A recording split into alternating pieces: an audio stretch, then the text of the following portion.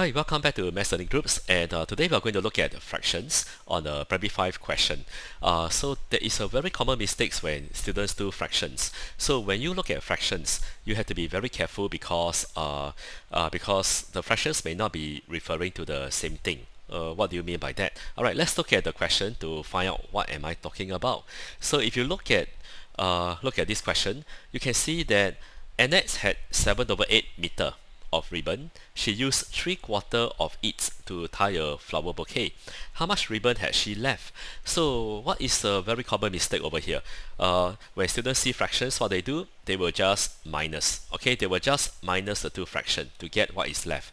But there's a problem. You can see that there's a meter in front, but the second fraction has no meter in front. So if you do like that, the answer is wrong because the fractions are not referring to the same kind. So you can only add or subtract fractions when they are referring to the same thing. So which means that this way of doing is not correct. So what should you be doing? You should be finding how long did she use to tie a flower bouquet. She used 3/4 of it. So the fraction without the meters is talking about it, which is the ribbon. So you have to find how long is the ribbon, which is 3/4 of it. Of is times, and it refer to the ribbon. So there you have to cancel, right? So you cannot cancel diagonally, right? So if you cannot cancel diagonally, then you have to multiply the numerators, which is 21, and then multiply the denominators, which is 32. So how long did she use to tie a flower bouquet? She used 21 out of 32 meters. Then how much ribbon has she left?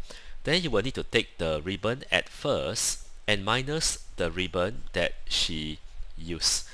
Then you can minus already because the two fractions have the same units, and then you make the denominator the same, right? You times 4, and then you have 28 out of 32 meters minus 21 out of 32 meters, and you will get your answer, which is 7 out of 32 meters of ribbon left. So your answer is number 2. So you can see that in this question, what is the focus on? The focus is on fractions. And we have to be very careful when we look at fractions. Are they referring to the same thing? Or do they have the same units? If they have the same units, then what can we do?